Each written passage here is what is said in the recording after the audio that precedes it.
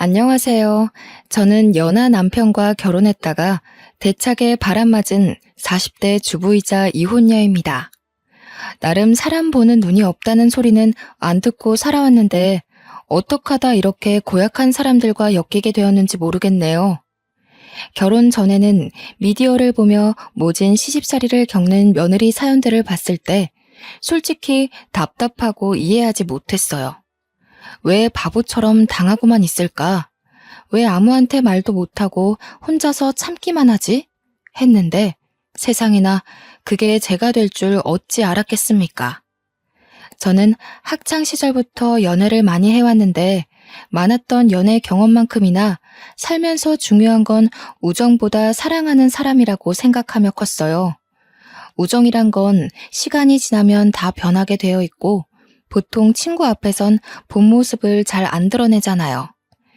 연인 옆에선 나 자체를 사랑해줬으면 하는 마음에 저를 온전히 보여주는데 친구는 그저 순간을 즐기기 위해 만남을 잇는 거니까 가면 쓴 사람들이 훨씬 많다고 봅니다. 저는 평소 유독 친구 관계에만큼은 깊이 신경 쓰지 않는 사람이었어요. 그런데 말입니다. 제가 가장 힘든 시기에 수호천사처럼 등장해 제 인생을 송두리째 바꿔준 사람이 있는데요. 그게 바로 친구라는 존재였습니다.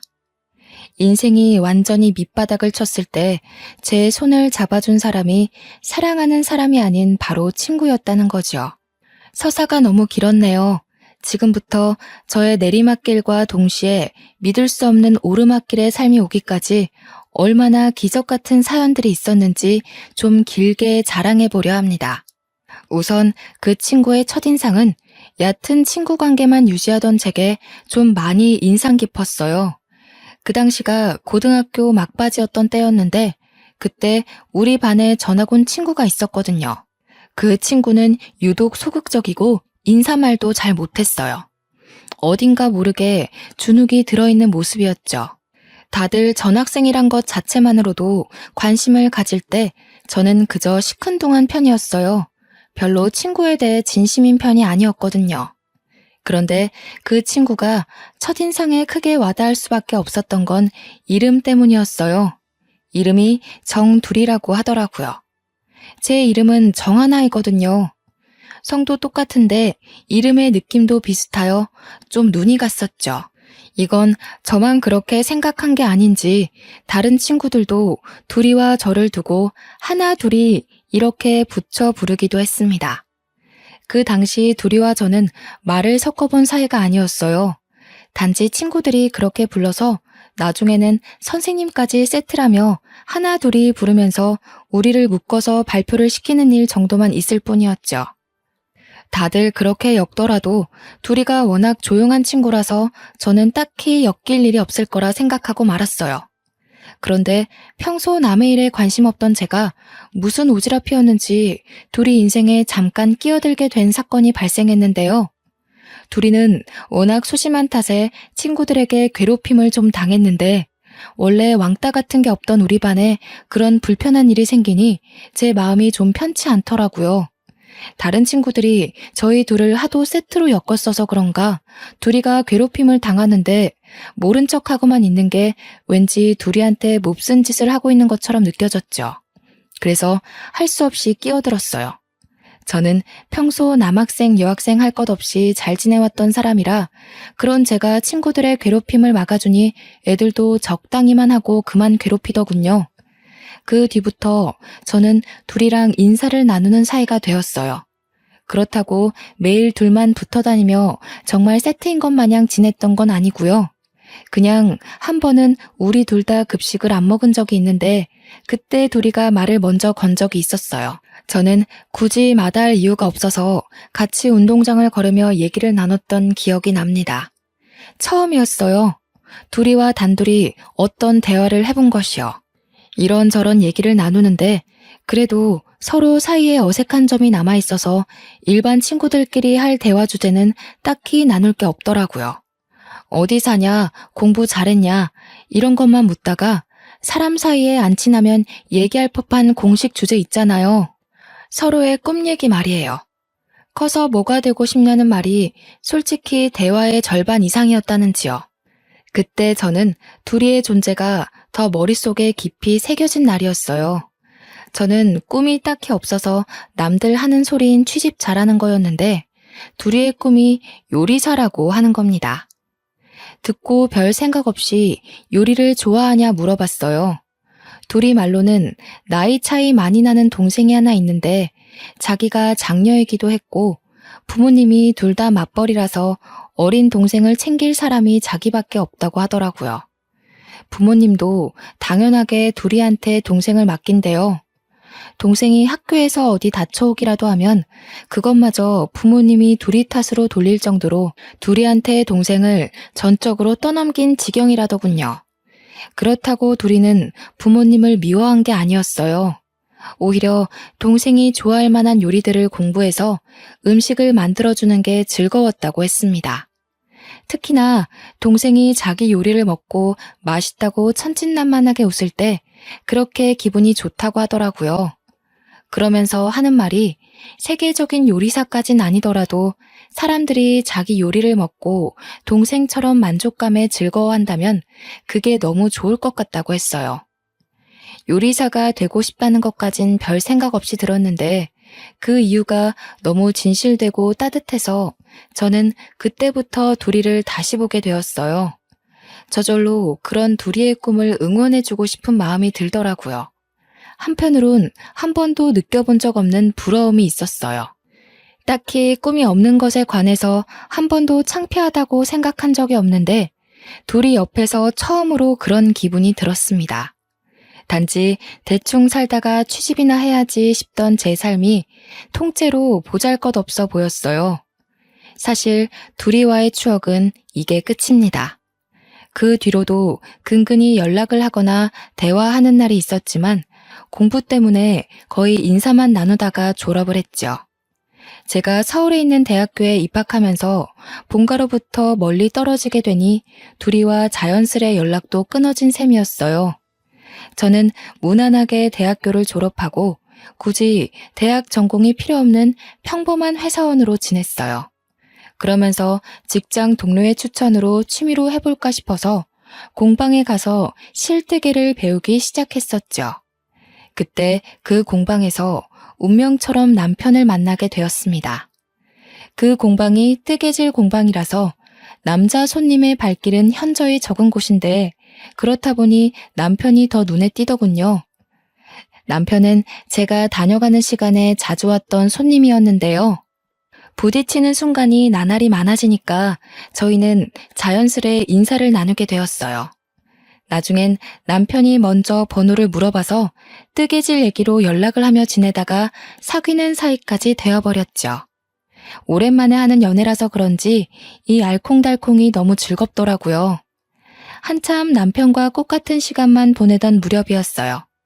한날 정말 뜻밖의 사람한테서 연락이 왔습니다. 다름 아닌 고등학생 때 제게 꿈을 다시 생각해보도록 깨닫게 해주었던 둘이었죠. 솔직히 반가웠어요. 다른 친구들보다 둘이는 저에게 참 착하고 순하며 배우고 싶은 포부를 지니고 살던 멋진 친구였거든요. 너무 오랜만에 연락했지. 좀 더 일찍 연락해서 얼굴 보고 인사도 나눴으면 좋았을 텐데. 하나야, 실은 다름이 아니라 오랜만에 전화해서 이런 말 하는 거 너무 미안한데 혹시 돈 좀 빌려줄 수 있어? 우리 부모님이 얼마 전에 이혼하셨거든. 어쩌다 보니 동생을 나 혼자 돌보고 있는 상황인데 갑자기 동생이 아파서 급하게 수술을 하게 됐어. 나도 이런저런 알바를 해서 돈을 모으고 있긴 한데 이 돈으로는 동생 수술비 하기엔 모자라서 진짜 이런 부탁해서 미안해. 너무 급해서 내가 친구가 없어서 생각나는 사람이 너밖에 없었어. 반가운 마음에 좋아서 받은 전화 너머로 둘이의 울음소리가 들리더군요. 순간 학창시절 동생 생각하며 당찬 꿈을 얘기하던 둘이의 모습이 떠올랐어요. 요리를 좋아했던 것도 동생 덕분이었고 동생을 참 많이 좋아했던 모습이 생생합니다.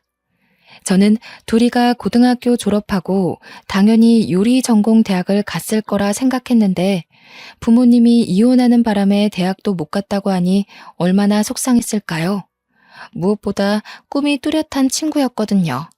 그런데 제가 대학 생활을 즐길 당시에 둘이는 배달 일을 하면서 동생의 학비를 벌고 있었다더군요. 지금은 하나밖에 없는 가족한테 수술이 필요한 병이 생겼다 보니까 둘이도 상당히 조급했나 봅니다.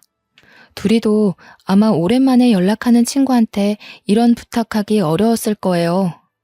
둘이는 초조한 마음에 횡설수설 얘기를 했다며 사과를 했지만 저는 충분히 둘이의 사정을 이해할 수 있었어요.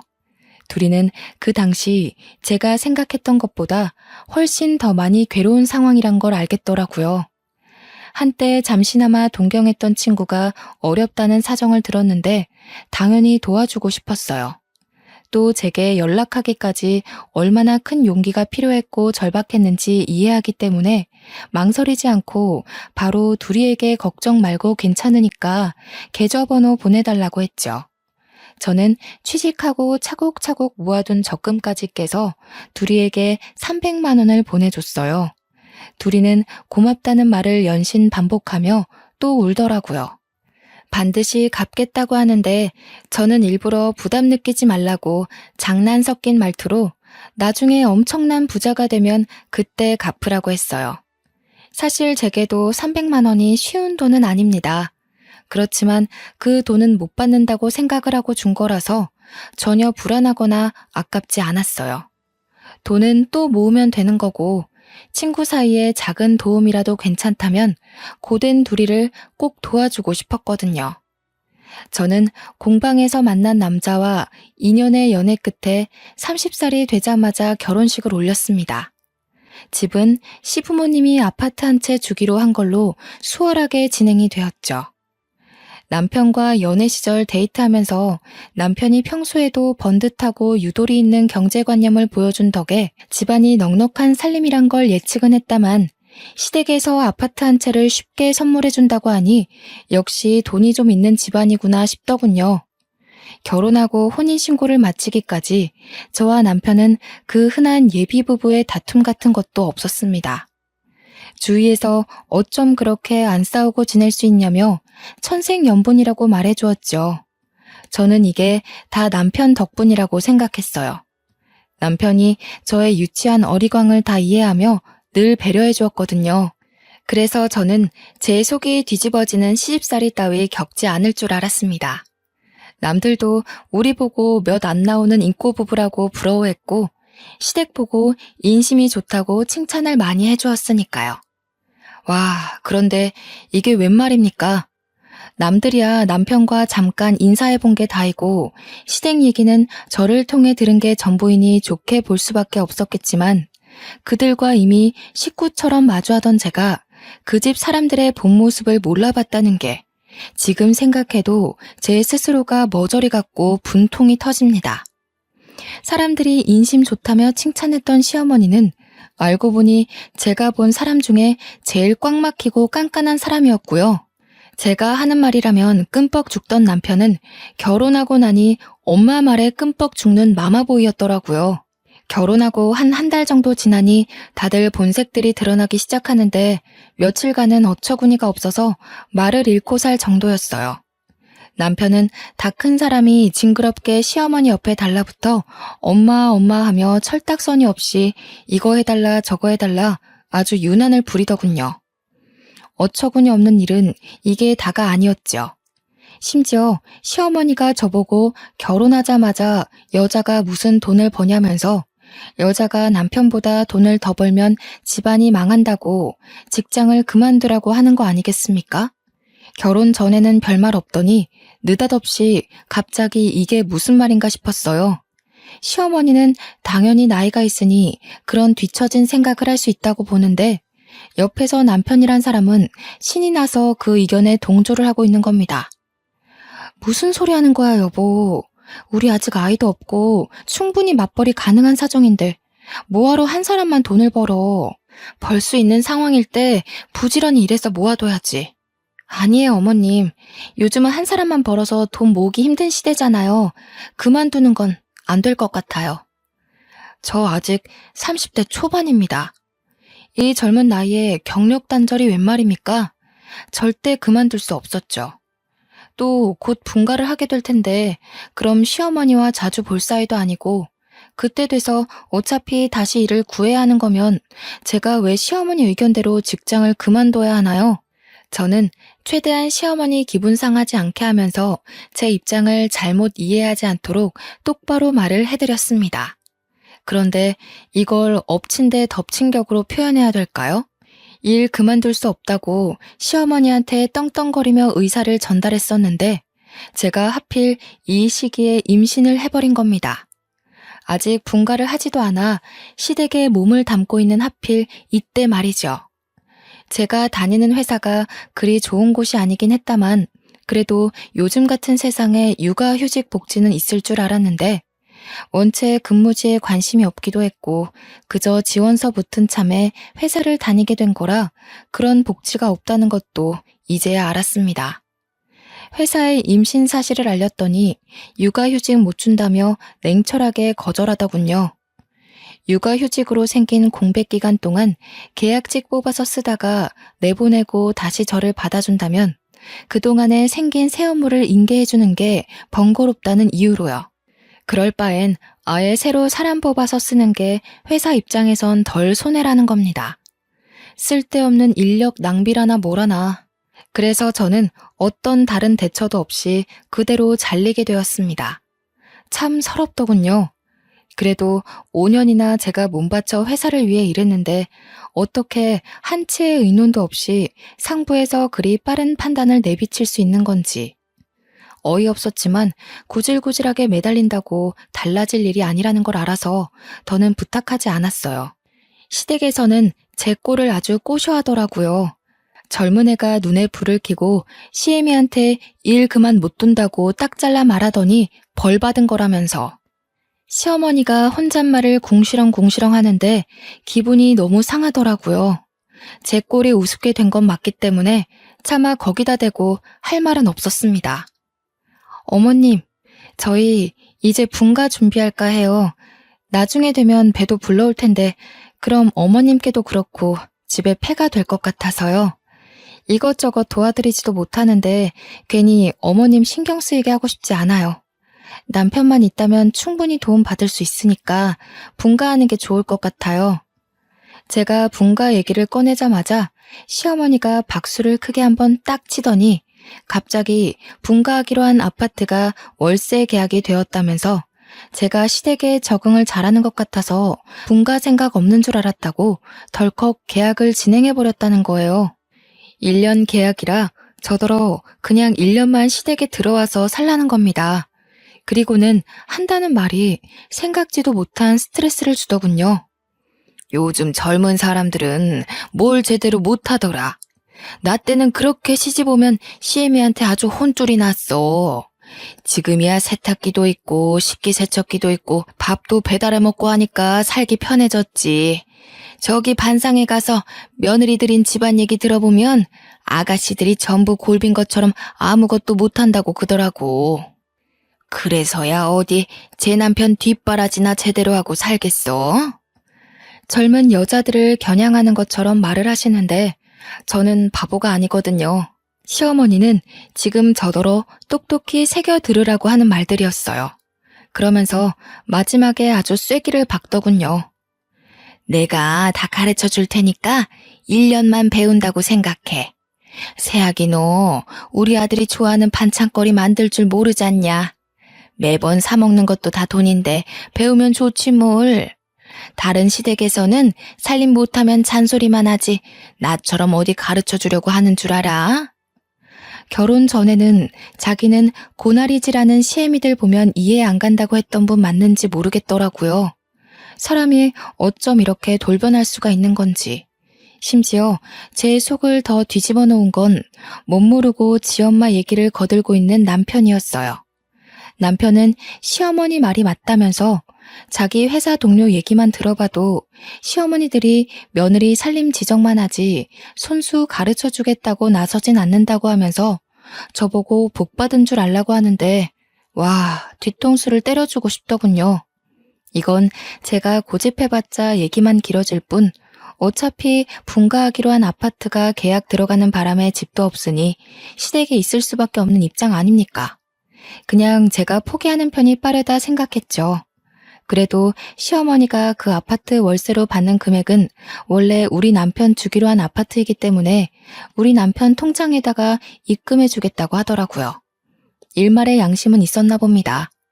그러니 집도 없는 제가 일단 한 발 물러나야지 어쩌겠습니까? 그래, 알겠다고 했고 그렇게 저의 본격적인 시월드가 시작되었습니다. 결혼 후 돌변하는 걸 보고 이미 시집살이를 예상은 했다만 시어머니는 제가 배가 불러오든 말든 집안일의 강도를 높여가기만 했어요. 저는 임산부의 몸으로 시어머니가 시키는 대로 집안일을 하고 장도 보러 나가고 오랜 시간 서서 식사까지 준비하며 지내게 되었습니다. 그런데요, 원래 1년이면 끝나기로 한 아파트 계약이 2년이 되고 3년이 되고 자꾸 늘어나는 겁니다. 살던 사람이 2달 전 연락 와서 재계약하겠다고 하는 바람에 1년 연장되고 또 다른 세입자가 빨리 구해지는 바람에 이번에도 1년을 더 기다려야 하고 이런 식으로 자꾸 늘어나는 게 아니겠어요? 그 사이에 저는 출산까지 하게 되었습니다. 그래도 분가는 여전히 진행이 안 되었죠. 해도 해도 너무하다 싶더라고요. 그 아파트 애초부터 저희 혼수로 준 선물이라면 세입자를 받으면 안 되는 거 아닌가요? 물론 그때는 말하지 못했던 게 한이지만 1년 정도면 100번 용서해서 그냥 내가 참고 말지 하고 넘길 수 있었어요. 그런데 3년이 넘어가고 있는 건 좀 아니잖아요. 그 아파트 들어가는 게 이렇게 힘들 거면 그냥 다른 집값 싼 곳이라도 먼저 구해서 분가했을 거라고요. 여보, 우리 아파트 작은 평수라도 알아보고 그만 분가하자. 애도 커갈 건데 계속 여기서 살 수는 없잖아. 우리도 우리 살림 꾸려나가야지. 애가 이제 막 걷기 시작해서 여러모로 신경 써야 될 게 많은데 어머님 부름에 계속 자리를 비우게 되는 것도 버겁고 어머님이 애 봐주는 게 영 서툴러서 얼마 전엔 애 목욕시키시다가 목욕물에 빠뜨리셨다니까. 내가 얼마나 놀랐는지. 너 말 희한하게 한다. 우리 엄마가 설마 손녀 잘못되라고 그랬겠어? 엄마도 나이가 있으니까 실수할 수 있는 거잖아. 그리고 네가 애한테 신경 못 쓰는 걸 왜 우리 엄마 탓을 해? 무슨 누가 들으면 우리 엄마가 너 엄청 구워 삶는 줄 알고 오해하겠어. 제가 정말 얼마나 오죽했으면 시어머니 얘기까지 하면서 남편에게 도와달라 청을 했을까요? 그런데 이 마마보이 남편은 제 말의 요점을 꿰뚫지 못하고 그저 지 엄마 탓을 하고 있는 그 태도만 콕 집어서 지적하더라고요. 저는 애가 한참 울시기라 잠도 못 자서 가만히 서 있는 것만으로도 머리가 아픈데 남편에게 너무 서운해서 결국 양보 못하고 몇 마디 더 얹었더니 밖으로 소리가 새어나갔나 봅니다. 시어머니께서 노크도 없이 저희 방 문을 열고 들어오더군요. 다 늦은 밤에 무슨 소란들이니? 그리고 세아가, 너는 아직도 분가 소리야? 네가 아무것도 할 줄 모르는데 분가에서 둘이 뭐 해먹고 살려고 자꾸 집을 나간다는 거니? 이 집이 이렇게 넓어서 니들 둘 방을 내줘도 한참 남는 평수잖아. 특히 애가 다니기에 위험한 것도 없고 좋지 않아? 앞으로 애는 더 빨리 클 텐데 넓은 집에 있는 게 여러모로 편하지. 그리고 그 아파트 계약 끝나면 어차피 분가하게 될 건데 뜬금없이 다른 집을 알아보는 건 무슨 모자란 생각이니?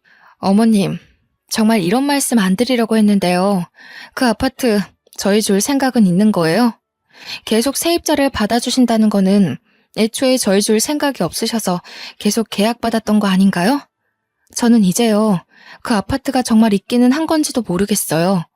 도대체 어디에 있는 어떤 아파트예요?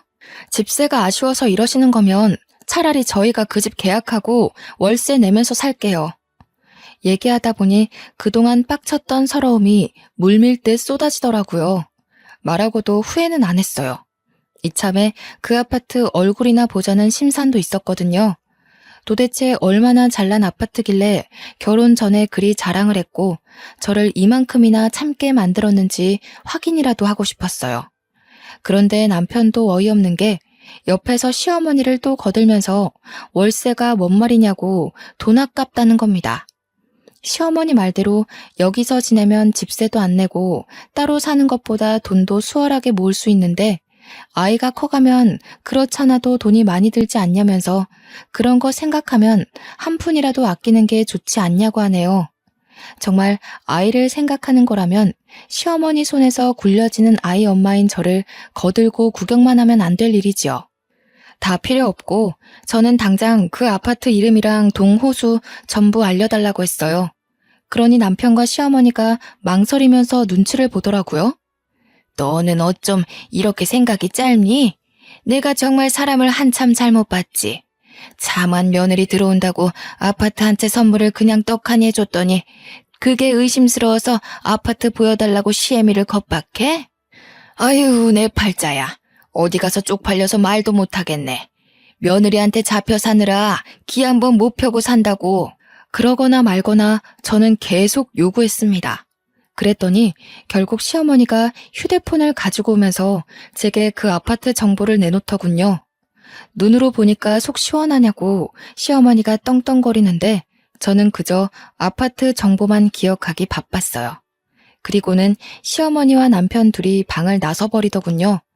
둘이서 뭐라고 수군대는 것 같았는데 관심 없었어요. 아파트 확인하겠다는 제 입장은 허튼 소리가 아니었기에 저는 사진으로만 만족하지 않고 다음날 인터넷 등기소 사이트에서 바로 등기부 등본을 떼어봤죠. 아, 그런데 이게 웬 날벼락입니까? 그 아파트는 애초부터 주인이 생판 다른 사람이더라고요. 분명 시어머니가 시아버지 이름으로 산 집이라고 했었거든요. 헌데 제가 본 이름은 아버님 것도 아니고 어머님 것도 아니었어요. 어이가 없던 저는 그대로 등기부 등본을 들고 시어머니한테 보여줬죠. 이게 뭔 줄 아세요, 어머님? 제가 방금 등기부 등본을 떼어봤는데 이게 어머님께서 저희한테 혼수로 주신 아파트 등기부 등본이에요. 이 호수 주인 이름이 아버님도 아니고 어머님도 아니던데 도대체 어떻게 된 일이에요? 아니 이게 다 뭐야? 지금 기어코 이걸 확인하려고 등기소까지 찾아갔다는 거야? 너 원래 이렇게 독한 애였니? 이렇게까지 해야겠어? 시어머니는 무척 당황했는지 자신이 뭐라고 하는지도 모르고 얼렁뚱땅 제 인품을 탓하기 시작하더라고요. 대화의 요점을 파악 못하는 게 꼭 지 아들이랑 닮아서는 문득 남편이 참 쓸데없는 것까지 물려받았단 생각을 했어요. 그렇게 시어머니랑 말씨름을 하면서 속속들이 알게 된 정보인데 알고 봤더니 아파트 한 채 있다고 한 거부터 다 거짓말이었더군요. 당연히 남편 통장에 월세 넣어준다고 한 것도 다 거짓말이었고 저는 애초에 남편과 결혼할 때 분가하는 조건으로 결혼했거든요. 그걸 따지고 들면서 알게 된 사실인데 남편은 아파트가 준비 안 되어 있다고 하면 제가 결혼 안 해줄 거라고 생각해서 시어머니랑 입을 맞추고서 저를 낚은 거였어요. 2살이 된 딸이 있는 데다가 결혼 생활을 3년이나 보낸 상태였기에 저는 더 큰 배신감이 들었어요. 빼도 박도 못하고 시댁에서 살게 될 신세였던 건데 저는 바보같이 속았는지도 모르고 분가 생각만 하면서 이제까지 버텼네요. 그 뒤부터 모든 게 다 스트레스더라고요. 남편과 대화하는 것도 시어머니 얼굴을 보는 것도 전부요. 제가 이 사기 결혼을 버티고 있을 수 있도록 힘을 준 건 오로지 2살짜리 딸내미 뿐이었습니다. 한날은 자고 일어났는데 눈앞이 핑 도는 겁니다. 그날 내내 대낮까지 어질어질하기도 했어요. 빈혈인가 싶어서 딸내미를 데리고 시간 내서 병원에 갔더니 이게 무슨 일입니까? 또 임신을 했다는 겁니다. 남편이 술 먹고 들어온 날 제가 울면서 사과하던 그날의 분위기를 못 이긴 결과물인 듯 싶었죠. 저는 제 스스로 또 구렁텅이로 기어들어간 셈이었어요. 너무 힘든 마음에 부모님이 보고 싶어서 지방에 있는 친정 부모님한테 겪고 있는 시집살이에 대해 다 말한 적이 있었는데요. 친정에서는 오히려 저를 나무라기만 하더군요. 그러게 왜 회사를 그만뒀냐면서 애까지 있는 엄마가 처녀 때처럼 징징거릴 거냐고 하는 겁니다. 정말 가장 힘든 시기인데도 불구하고 제 편은 아무도 없다는 생각이 온 머릿속을 지배했어요. 그게 너무 서러워서 매일매일 우는 날만 늘어갔죠. 친정 부모님은 원래 10년 동안 한자리에서 분식점을 하고 있었는데 최근 장사가 너무 안 돼서 분식점 접을까 하고 있던 참이었다고 하더라고요. 그래서 저한테 더 매정했던 거였어요. 괜히 돈 나가는 짓 하지 말고 그냥 시댁에 살고 있으라면서 우리도 이제 나이가 있어서 몸도 힘든데 이 와중에 또 다른 일 찾아봐야 된다고 하면서요. 그러니 지금 당장 저를 봐줄 사정이 여의치 않으니 힘들더라도 참고 시댁 식구들이랑 잘 지내보라고만 말하셨어요. 결국 저는 그렇게 감내하는 시간을 지속하다가 너무 스트레스가 심해 불면증까지 생겨버렸어요. 병원에선 더 이상 스트레스를 받으면 유산될 수도 있다고 경고까지 했는데 남편이란 작자는 아직도 시어머니 앞에서 밥 반찬으로 투정 부리기만 하는 철부지였어요. 뭐 저런 자식이 다 있는지 보고만 있어도 오라가 치밀었지만 또 이악 물고 참았습니다. 그런데 어느 날 제 인내심을 결국 터뜨리게 한 사건이 있었어요. 제가 남편의 휴대폰에서 기혼 남녀가 들어있는 단톡방 하나를 발견했거든요. 그곳은 결혼한 유부녀와 유부남들이 서로 자식 얼굴도 다 까고 주말마다 등산을 가면서 바람을 피우고 있는 단톡방이었어요. 대화들을 보니 아주 충격 그 자체였죠. 남편이 아무리 엄마의 끔뻑 죽는 마마보이라도 바람은 안 필 줄 알았는데 남편이 작성한 채팅을 보니 저를 꼬실 때처럼 미혼인 다른 여자들을 꼬시려다가 유부남이라 안 먹히니까 유부녀를 꼬시는 거더군요. 제가 임신했다고 욕구를 못 풀어서 다른 여자를 찾고 있던 것 같은데 그 속내가 너무 보이는 대화들이었어요. 여기저기 유부녀들한테 추파를 던지고 있는데 제가 몰랐던 게 황당할 만큼 바람기가 너무 심한 남자인 겁니다. 하지만 남편한테 따지지는 않고 있었어요. 어린 딸을 생각하면 우리 부부 사이를 더 이상 망칠 순 없었거든요. 그렇게 혼자서 어마어마한 스트레스를 받으며 살다가 한날은 시어머니가 걸레 쥐어주면서 거실 바닥이 좀 더럽다며 닦으라는 겁니다. 시어머니가 준 걸레로 바닥을 닦기 시작했는데 속이 너무 울렁거리더라고요. 예산 일이 아님을 직감한 순간 저는 그대로 바닥에 구토를 하고 말았어요. 아유, 장판 얼마 전에 새로 한 건데 꼴값이야 정말. 애 처음 갖는 것도 아니면서 무슨 집안일 조금 한다고 힘든 척 유세를 떨고 있어. 얼른 닦아. 집안에 냄새 배겠다. 저는 당시 시어머니의 기분 나쁜 잔소리에 대항할 정신도 없을 만큼 몸이 이상했어요. 갑자기 빠르게 정신이 혼미해지면서 그대로 거실 바닥에 쓰러졌던 기억이 납니다. 눈 떠보니 집이 아닌 병원이었고 제 눈앞에는 울고 있는 엄마만 있고 시어머니랑 남편은 코빼기도 안 보이더군요. 겨우 정신을 차리고 엄마한테 어떻게 왔냐고 하니까 엄마가 울면서 저보고 유산됐다고 말해주는 겁니다. 그걸 듣는데 정말 세상이 무너져 내리는 줄 알았습니다. 왜 나는 이렇게까지밖에 살지 못하고 내 아기도 지키지 못했을까? 나는 왜 이 모양 이 꼴인 걸까? 자책만 엄청 하면서 병원에서 한참을 울었어요. 부모님이 앞에 있으니 저 또한 며느리가 아닌 한참 모자란 딸내미로 돌아가게 되더군요. 그래서인지 엉엉 울면서 힘들었던 지난날을 모조리 고백했습니다. 남편이 바람핀 것까지 다 밝혔죠. 엄마는 제가 이렇게 몸 망가지면서까지 인간 취급도 못 받고 있는지 몰랐다며 신경 못 써줘서 미안하다고 친정집으로 내려와서 살고 남편이랑 이혼하라고 권했습니다. 시댁으로 돌아와서 시어머니랑 남편한테 친정 내려가서 지내겠다고 말했더니 시어머니 하는 말이 아주 가관이었어요. 심지어 친정 부모님이 함께 있는데도 생각 없이 입을 함부로 놀리더군요. 뭐라고? 그럼 앞으로 식사 준비는 누가 하니? 다시 나더러 하라고? 난 삭신이 쑤셔서 절대 못한다. 허리 나가서 디스크 수술도 했는데 바닥 청소 같은 건 누가 다 하라고 갑자기 친정을 간다는 거야? 이보세요 사돈어른. 제 딸이 무슨 사돈댁 가정부인 줄 아십니까? 여태 제 딸을 그렇게 함부로 대하셨어요? 댁 아드님이 밖에서 바람 피고 온갖 유부녀들 꼬드기고 다니는 건 알고서 그렇게 떵떵거리시는 겁니까? 얼마나 지 아랫돌이 간수가 안 됐으면 여기저기 싸르지 못해 안달이랍니까? 자기 아들이 밖에서 무슨 개망나니 짓을 하고 다니는 줄도 모르면서 뻔뻔하게 낯짝 들고 있다니 창피한 줄 아세요, 사돈. 엄마는 남편이 퇴근하고 오기까지 기다렸다가 귀싸대기를 날리고 내려가고 싶은 지경이라고 했으나 한시도 이 더러운 집구석에 내 귀한 딸 두고 싶지 않다며 그대로 저를 데리고 나왔어요. 저는 그 어린 딸도 시댁에 내버려두고 짐도 챙기지 않고서 친정엄마 손잡고 혼자 부산으로 내려왔죠.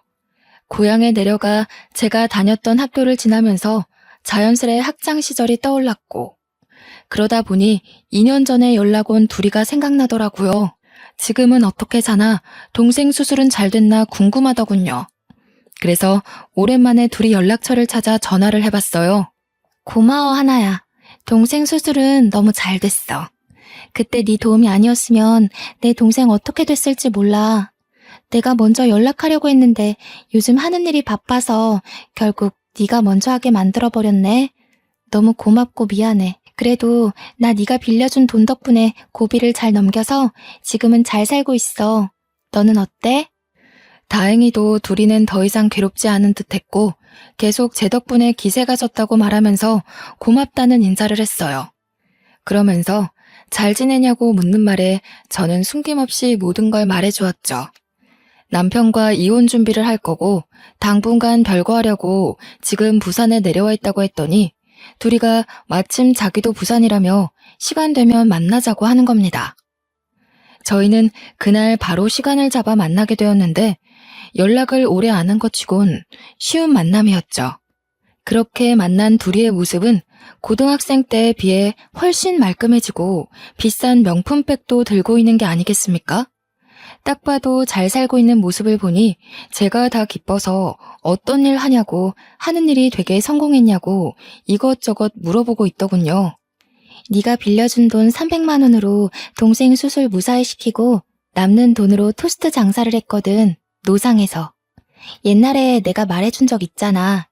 동생한테 계란 토스트 만들어주기도 했다고. 그걸 대학교 앞에서 팔았는데 생각보다 장사가 너무 잘 되는 거야. 덕분에 그렇게 번 돈으로 동생 재활까지 잘 마치고 본격적으로 가게를 차려서 시작해봤는데 고맙게도 장사가 더 잘 되더라고. 하다 보니 프랜차이즈도 차리게 됐어. 지금 한 5개 정도 운영 중이야. 정말? 웬일이야. 너무 잘 됐다. 너 어릴 때 요리사 하고 싶다더니 정말 하고 싶은 요리하면서 대성공했네? 진짜 너무 축하해. 옛날에도 느낀 거지만 넌 반드시 잘 될 것 같았어. 저는 어릴 적 둘이가 가진 그 포부가 이루어진 걸 보면서 진심으로 축하를 해줬더니 둘이는 오히려 제가 아니었으면 자신의 꿈을 이룰 수 없었다고 하는 겁니다. 저보고 동생을 살려준 은인이고 자신의 꿈을 이룰 수 있게 해준 스승이라면서 제가 받은 은혜를 갚아주고 싶다고 하더군요. 친구끼리 뭘 갚냐고 그때 갚으라고 했던 건 장난이었다고 괜찮다 했더니 둘이가 이날만을 기다렸다고 하더라고요. 그러면서 하는 말이 자기가 사업하는 토스트 가게 하나를 공짜로 줄 테니 친정 부모님이 하고 있는 망한 분식집을 빨리 정리하라고 하대요. 그리고 그 토스트 체인점에서 번 수익은 본점에 내는 수수료 없이 전부 다 가지라고 하는 겁니다. 그것만으로 충분히 보답을 받았다고 생각했는데 둘이는 저만을 위해 한 가지를 더 제안하더군요. 제가 손재주가 좋은 걸 알고 뜨개질 공방까지 하나를 마련해주겠다고 하는데 저는 너무 놀라서 그렇게까지 할 필요 없다고 거절했어요. 하지만 둘이는 그 당시 정말로 죽을 만큼 많이 힘들었던가 봅니다. 저의 작은 성의가 지금까지도 자신을 힘나게 한다고 하더라고요. 그러다 이번엔 제 사정을 듣고서 서울에 있는 마마보이 남편에게 이혼 소송하라고 제안까지 했습니다. 하지만 돈이 없던 저는 그걸 준비할 만한 여건이 안 된다고 고개를 내저었어요. 내가 도와주고 싶어. 하나야, 변호사 선임에 드는 비용까지 대줄 테니까 소송은 꼭 해. 너 그 결혼 생활하면서 많이 힘들었잖아. 당연히 네 인생 망가진 것에 대한 보상 받아야 되고 시댁에서도 그만한 벌을 받는 게 맞아. 둘이가 조리 있게 이것저것 많이 알려주었는데 덕분에 저는 여의치 않던 마음에 용기가 생기더라고요. 저는 그 이후 시댁이 아파트 있다며 속인 것부터 남편이 휴대폰으로 유부녀들이랑 바람피고 다닌 흔적들 다 모아서 이혼 소송을 때렸습니다. 1년간 시달린 끝에 양육권도 제가 가져오게 되었고 딸아이를 데리고 부산으로 내려와서 공방에서 딸을 키우며 뜨개질 일을 시작했어요. 처음엔 수세미랑 아기모자 같은 간단한 것들만 만들어 팔다가 조금 더 공부를 하여 파우치나 젊은 사람들이 좋아할 만한 생활용품들을 만들어 팔았더니 생각 외로 꽤 반응이 좋은 겁니다. 하다 보니 욕심도 나고 배우는 것도 재밌고 해서 아예 가죽 공예까지 공부를 한 다음 직접 지갑이랑 가방, 휴대폰 케이스도 만들어 보았어요. 한 땀 한 땀 예쁘게 만들어서 가격도 올려받아 온라인 사이트에 팔아봤더니 이게 웬일입니까? 대박이 난 겁니다. 한 달 수익이 제가 다닌 보잘것없던 회사 급여보다 훨씬 월등했어요. 다행히 우리 딸에게 어렵지 않게 모든 걸 지원해 줄 수 있는 여건이 되었고 그것만으로도 저는 발 뻗고 편히 잘 수 있게 되었죠. 단순히 취미로만 썩혔던 제 손재주를 둘이가 알아준 덕분에 저는 더 큰 곳에서 솜씨를 발휘하게 된 셈인데요. 친구를 잘 뒀다는 말을 이럴 때 해보나 봅니다. 우리 부모님도 둘이 덕분에 차린 토스트 가게로 장사를 막 시작했는데 수익이 너무 좋다더군요. 일주일에 2~3번씩은 둘이가 우리 딸 먹으라고 공방으로 본인이 순수 만든 수제 간식을 가지고 옵니다. 딸이 둘이를 얼마나 좋아하는지 이모 왔다면서 조망만한 입술로 이모 부르며 달라붙는데 아마 둘이가 우리 딸을 엄청 예뻐하고 아껴줘서 딸이 더 따르는 거겠죠. 이 계기를 통해 둘이와 저는 학창시절 때와는 비교할 수 없을 정도로 돈독해졌어요. 동네도 같아서 단짝 친구를 넘어선 자매처럼 지내고 있답니다. 둘이가 꿈을 포기하지 않고 도전을 했고 그 은혜를 갚기 위해 저를 기다리고 찾아준 것이 이렇게나 소중한 인연을 만들어 주었네요. 늘 감사하면서 살고 있는 부분이에요. 서로가 가장 필요한 순간에 나타나서 도움을 주게 된 것도 아마 하늘이 맺어준 귀한 인연이 아닌가 싶습니다. 이번 일을 통해 느끼게 된 게 있는데요. 도움이 필요한 사람에게 내가 해줄 수 있는 물질적 크기가 얼만큼이냐라는 건 중요한 게 아닌 것 같아요. 내가 너무도 힘든 상황에 처했을 때 작은 마음이라도 그 고마운 손길을 내밀어준다면 그것이야말로 받는 사람 입장에서는 세상에서 가장 커다란 도움이 아닐까 싶어요. 저는 부산에서 이대로 평화롭게 지낼 생각이에요. 앞으로 이 행복이 쭉 오래되었으면 좋겠네요. 다들 저처럼 주변의 소중한 인연들로 인해 행운 같은 나날들을 보내시길 바랍니다. 느린 손가락으로 눈 아프게 글을 써내려가다 보니 벌써 늦은 밤이 되었군요. 그럼 편안한 밤 되세요.